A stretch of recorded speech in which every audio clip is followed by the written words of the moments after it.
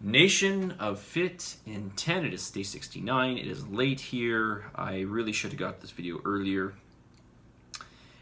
The truth is I just didn't really have time, but it's just past 9 here, and I am just going to get right into questions. But before I do that, I did put up the scans, the calendar for the scans.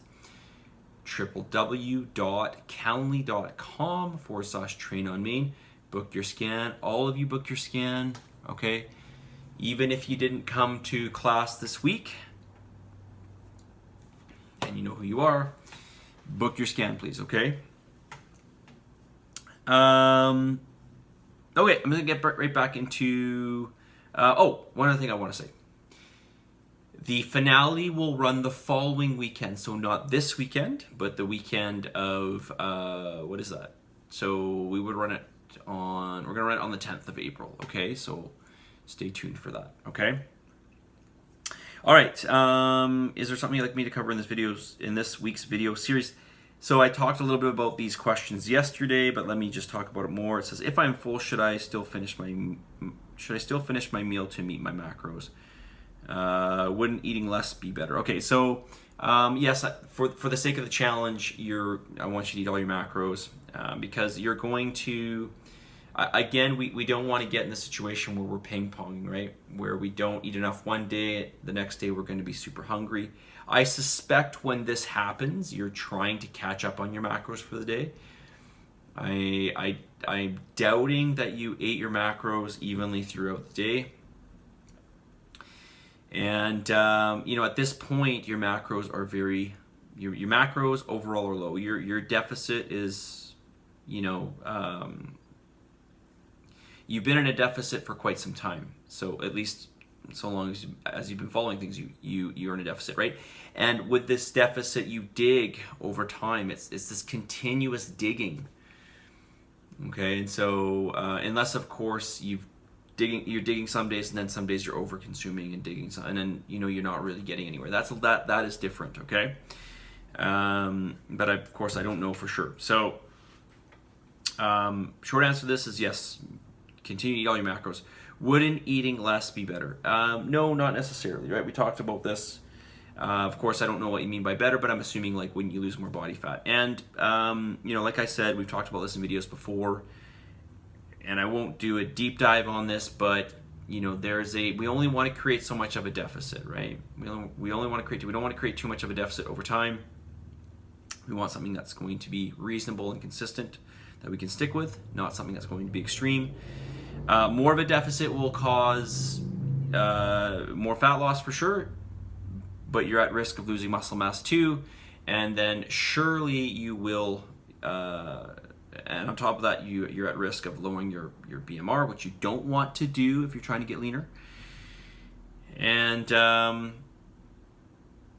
then surely you're just going to get hungry. Eventually, you're going to get hungry, and then you're going to do a major rebound, and then you've got a lower BMR, and you've got less muscle mass.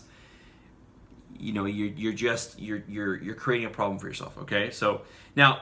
Listen, if you had one day where you ate less, no, this is not going to happen if you have one day that you don't eat all your macros. But, certainly the more that you do this, losing my train of thought here. The more that you do this, the worse off you're going to be, okay? So, just eat all your macros. Number 2, why shouldn't I be doing more cardio or lift camps than prescribed? Okay, so I did mention this yesterday. We want something that's reasonable and consistent, again, something that you can maintain over time. And the way I look at it is the more that you have to do in the week, the harder it's going to be. And I don't know, I can't remember if it was specifically with this person, but I know there are other people in the challenge who, for example, they didn't get their cardio in, they waited till the end of the week, they didn't actually even get all their cardio in, or their workouts for that matter. So, this is, and if we add more in, it's only going to be harder for you, right? So again, this was about building something that is reasonable for you and still gives you good results. If you do more, certainly you're going to get better results. The question is what is reasonable and what is more sustainable, right? So, when I was getting ready when I was competing for bodybuilding, it was we got a lot of results, huge results in 12 weeks, but it wasn't sustainable, and you're super tired and you're done at the end of 12 weeks, and then all you want to do is take a break, and this is not the idea here, right? This is not the idea. So the question is more better? How do we define better? What is better? What do you mean by better? In my opinion, no, it's not better. Okay. All right. More of your questions. All right. Name something specific you improve upon. Measure everything. Stay consistent. Be aware of amounts. Name something specific you need help with. Keep to set amounts. Nothing over or estimated. Okay. Is there anything that we cover in this week's video series? Yes. What is the difference between the fat burn zone and the aerobic zone for cardio? What are the advantages of each zone? Which burns more fat? I gotta look this up, to be honest with you, but because they're just different heart rates. But I'm going to go ahead here and say that probably your fat burning zone is a lower heart rate and your aerobic zone is a little bit higher heart rate. So basically what this means is as you demand more energy in the moment, okay, so forget about whatever exactly heart range that is. Forget about the categories here. Let's just go with how this works. When you demand more energy on the spot, it's going to be more glycolytic. You're going to need more sugar in the bloodstream. You need to get more energy to the cells to do the work. And so, this is, you're going to burn more calories, but less of those calories are going to come from fat. That's the idea behind it, okay? That's the idea behind, doing cardio in your fat burning state, in your fat burning zone, and as opposed to doing, say, aerobic zone or anaerobic zone for that matter, for cardio. When you're weight training and you're demanding huge amounts of energy, that is definitely more glycolytic, okay? For sure. It's more than glycolytic. It's actually more ATP driven. But the point is there is a huge energy demand, and obviously that's not going to come from fat. It's going to come more from ATP and sugar. Okay. What are the advantages of each zone? Well, if you're doing more aerobic, you're certainly going to build your aerobic capacity. You're going to teach your body to be able to get oxygen more efficiently to the cells. You're going to strengthen your heart. And there's probably some other things too. More than that. You're going to burn more energy too. Okay? Just to name a few. The fat burning zone, well, you're going to burn a greater percentage of your calories from the fat. Okay? Also, if you train in the fat burning zone, you're going to have less impact on your nervous system. You're going to be less drained from it, and you're going to be able to have more productive weight training sessions. Okay? Cardio is basically the antithesis of weight training. They're on two ends of the spectrum, two opposite ends of the spectrum. Okay, so again, which burns more fat? It's a great question. No, the fat burning zone burns more fat percentage-wise. Percentage-wise. Okay, the aerobic zone, you're going to burn more energy. You're going to probably have, well, I'm not going to say probably, you're going to have more afterburn, or what they call, man, I wish I wasn't so tired, what they call EPOC, excessive post-exercise oxygen consumption, for sure. So this is like a carryover. This is like stuff is still churning afterwards, and that's going to use up energy. So, for sure you're going to burn more energy, but then there's going to be consequences to that too. For example, performance in the gym. Okay, so what has my experience been? My experience has been that fat burning is exactly what I told you, to be honest, is the lower duration for, now I'm talking about competitive bodybuilding here, so this is not necessarily for you, but my workouts were much better in the gym. I was stronger, I had more energy. And, it really allowed me to delineate between the two, right?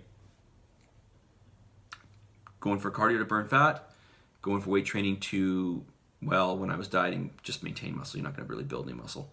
To maintain as much muscle as I can. Did I answer everything here? Hopefully I did. Okay. How am I doing for time? Already 10 minutes. Jesus Christ. Okay. I weighed myself today.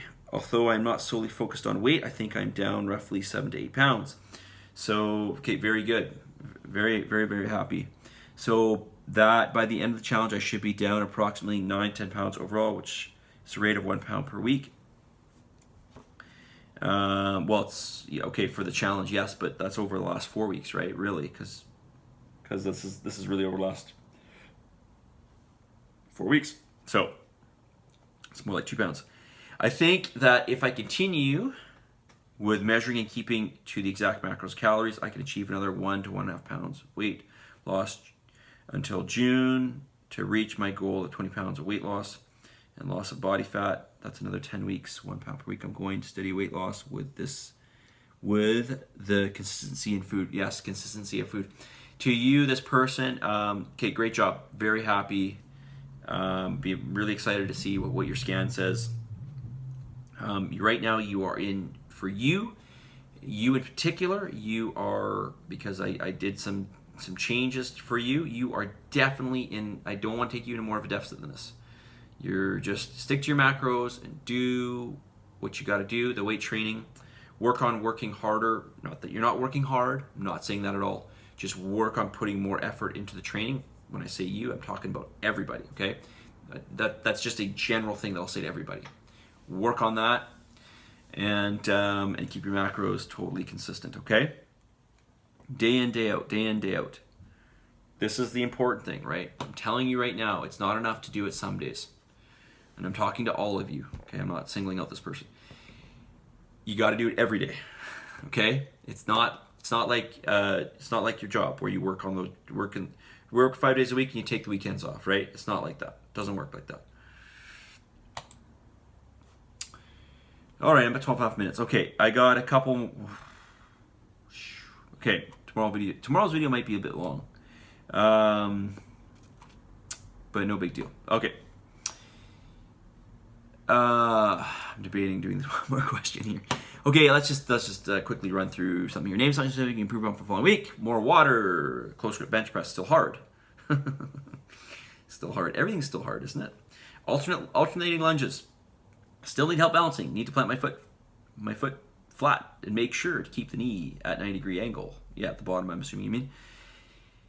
Knees to elbows. Bring my knees as best I can to keep the best I can and keep trying until I cannot. Medium grip assisted pull-ups. Go to 15, but make sure my hips are under the bar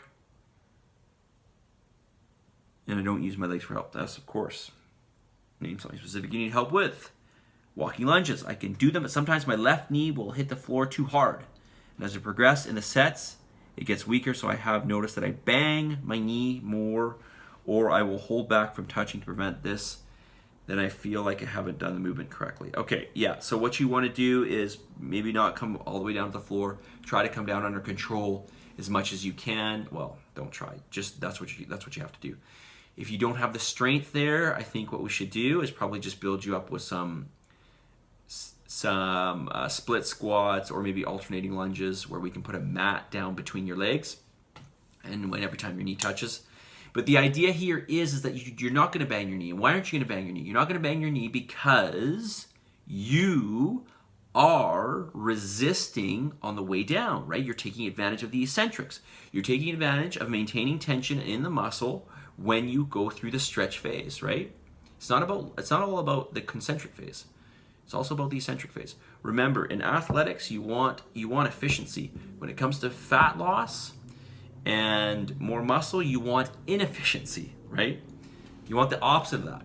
You want to make movements slow. You want to put as much emphasis in it. You want to make the muscles work as hard as possible. You want to get as much range of motion as possible, right? It's not about making it easier. And I know that's not what you're trying to do here, but keep that in mind, right? Keep that in mind. When it comes to changing your body, you want inefficient movement. Okay? It's energy inefficient movement I'm talking about, right? My contacts are drying out. This happens when I get tired. Okay, message of the day.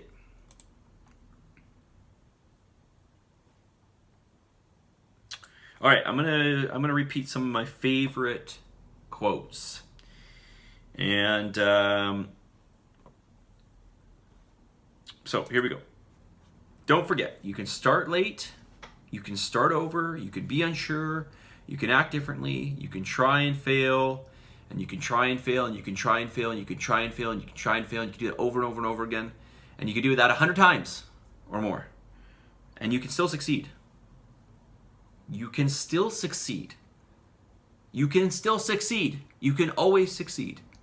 You can always succeed. You can always succeed. The past does not dictate your future.